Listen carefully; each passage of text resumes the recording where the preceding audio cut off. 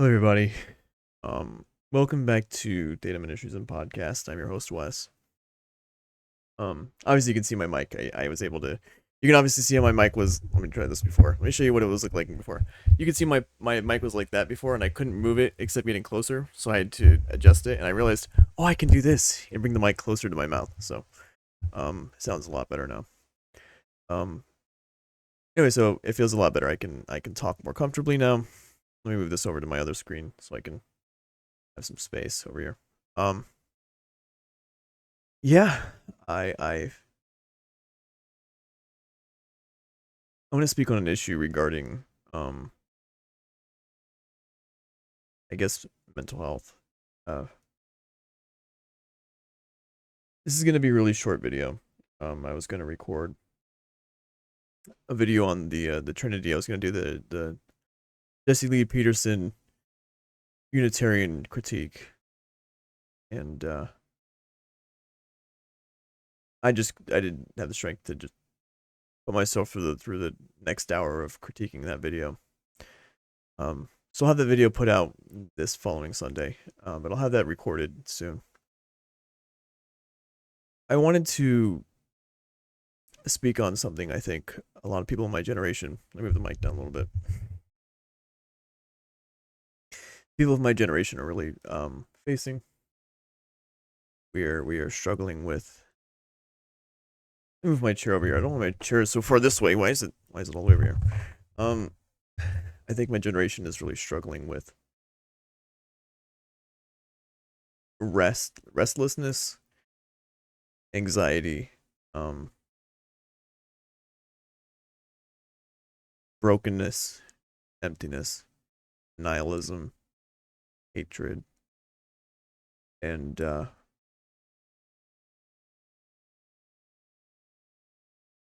I think what tends to happen to a lot of people who are doing what they're doing in life, they're working on their career, whether they're in school. Um, this could apply. This video could apply to anybody. But specifically, I'm speaking to Gen Z, my generation. Being in isolation as much as I am, um, I've started to realize something after long hours of just sitting in this room and meditating. Obviously, you can see the bed behind me. It's not really made right now. Usually, ironically, for only some of the videos I make, the bed itself is actually made, and this time it's not. But most of the time, on a regular day where I'm not recording it, usually is made, and my room looks pretty, and yeah, I feel sort of a mess recently. Um, and so I think I was gonna take this next episode to just, instead of recording the Trinitarian video versus Unitarianism video, part two, we could just have a video talking about oh, why is this my throat spray for my throat is over here? I don't know, over there.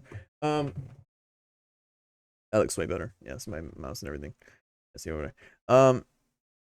I think my generation especially right now is struggling with absolute brokenness and depravity. And it's hard to ignore.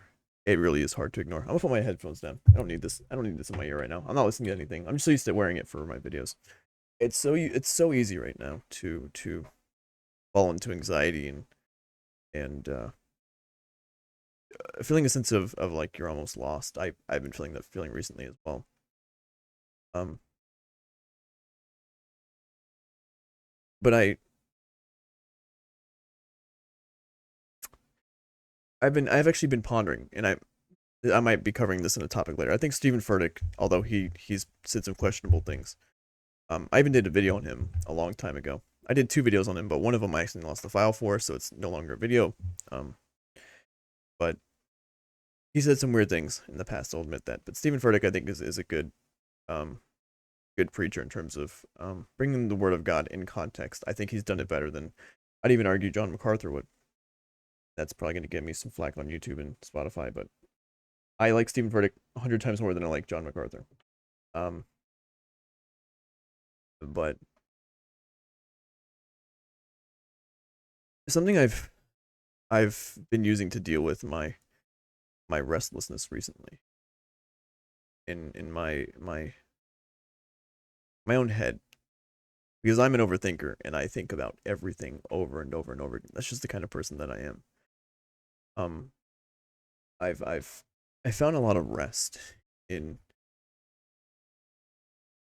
not constantly not barbarian, badgering myself. There, that's a better word for it. No, but you could also say I was barbarically badgering myself. That's a tongue twister. Barbarically badgering myself with thoughts of self criticism. Um, I'm a very self critical person. It's probably not the best for my self value and self worth, and that's something I'm trying to work on. But something I've found a lot of solace and rest in recently was,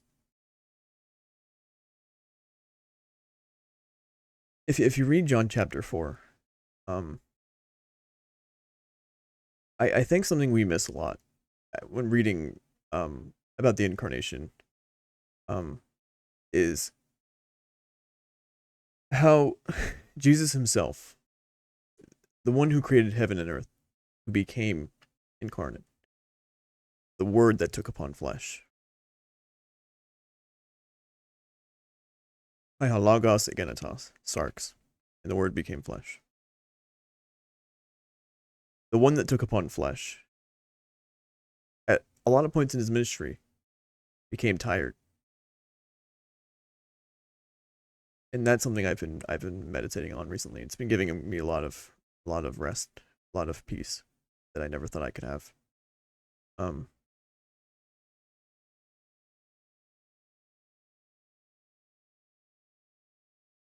I think we need to focus on and I'm like I said, I'm speaking to my generation, so this is really for I'm preaching to myself here, but I'm also preaching to the many, I guess. But we need to remember that Jesus himself during his ministry grew weary. He was exhausted. He was tired from traveling from Nazareth to Galilee and so forth, all throughout Jerusalem. And that's the very one who created heaven and earth. For by him all things were created, all principalities, dominions, rulers, authorities were created by him and for him. Um, and so I think we need to focus on the rest that we are given by him. Um, Book of Hebrews says Jesus is the final Sabbath. Matthew 12:8. I'm just quoting this from memory. Matthew 12:8. Jesus says he is the Kurios of the Sabbato. He is Lord of the Sabbath.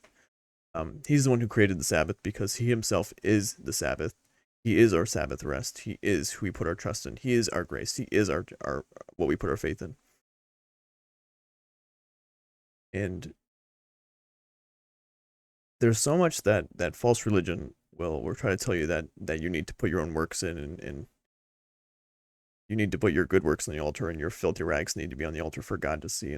And seeing the word in John 19:30, tetelestai, it is finished, um, is really the representation of the Sabbath. The work has been completed, and you can now rest.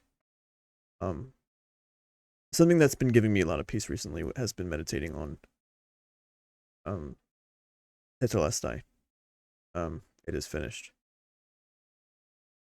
and I realize something. I have the ability in Christ to rest.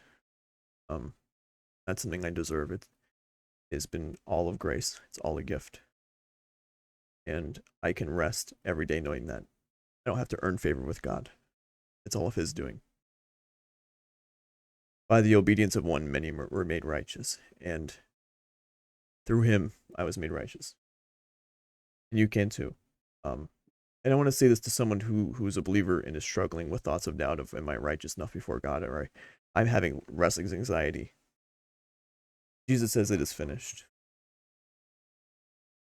The only way you can have peace with yourself and peace with God is through Christ, not yourself, not your filthy rags, not your good deeds. before God, that's a filthy, evil rag. So, um, that's something that's given me a lot of peace recently. This video sounds a lot different than my other videos do, but you can tell I'm probably a lot different now than my um other videos are. A lot of my videos are usually pretty excited. I'm really passionate. I'm almost shouting because I'm so excited to talk about what I'm talking about. But I'm very I'm very I don't have the um capacity to really make a full on video right now. I just want to talk about something that's essential to the Christian life and how we should view peace and peace with God. Because that is something that's only given me peace over my anxiety. I struggle with anxiety. I've struggled with depression for years.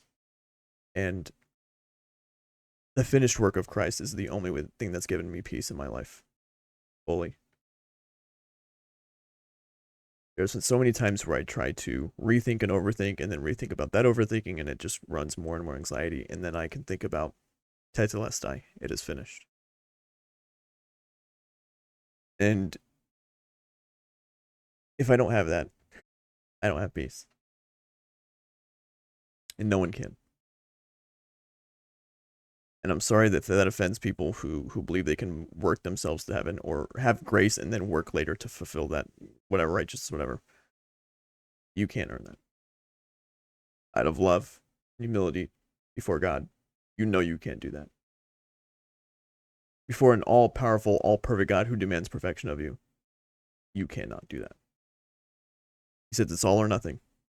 It's either 100% of my grace and my obedience that I did on to the cross, or it's your filthy rags and you are condemned in all that you do. And the fact that I can rest in the complete 100% perfect righteousness of God, the fact that I can trust in Romans 4:5, the fact that I can trust in Ephesians 2:8 and 9, the fact that I can trust in Galatians 1:6, the fact that I can trust in John 19:30, the fact that I can trust in Matthew 12:8 is something that false religion cannot provide you. False religion says, well, you see, you have to do good works and good deeds to please God. Jesus says, it is finished. The works have been done for you, despite your rebellion. And so,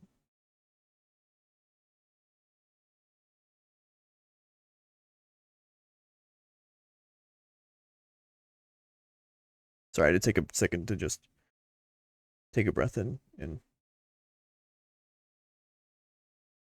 I just feel really at peace right now. I don't really. Recently, I've just had so much anxiety. So much over anxiety, so much stomach pain, so much grief. And now that I've been meditating on it recently again, I really reminded myself of, and was reminded, I guess, of, you could call it, of the grace of God who freed me from Egypt. I keep on mentioning this in all my podcasts, but God said to the Israelites over and over again, did I not free you from Egypt? Did I not free you from the land of Canaan? Did I not free you from these other nations? Book of Judges. Most of all, did I not free you from Egypt?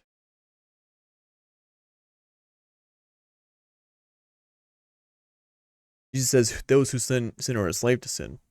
But he also says, if the Son sets you free, you will be free indeed. And I can rest in that. And those who are struggling with anxiety with the Christian life or whatever it may be, the Son sets you free, not yourself, because you are what condemns you to begin with. Trust in the one who can give you his righteousness, not your own. So, I think I'm gonna put off the podcast here. I have nothing else really to comment on in terms of the episode right now. That's going to be coming out later this next Sunday. It'll be on the Trinity part 2 with John again. We can upload that. And I just needed to make a shorter episode today. I want to show my heart for people who are lost and are feeling lost at the moment, and just point them back to who is perfect. And knowing my struggle recently and feeling the peace that I have been feeling now because of the reassurance of Christ. I want people to know that. And so, um, yeah, that'll be it. And then I'm gonna be making just to clear up a few more things.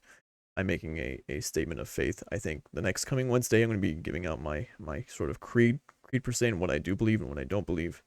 That'll be an episode introducing who I am, what exactly my theological stances are at the moment on stuff.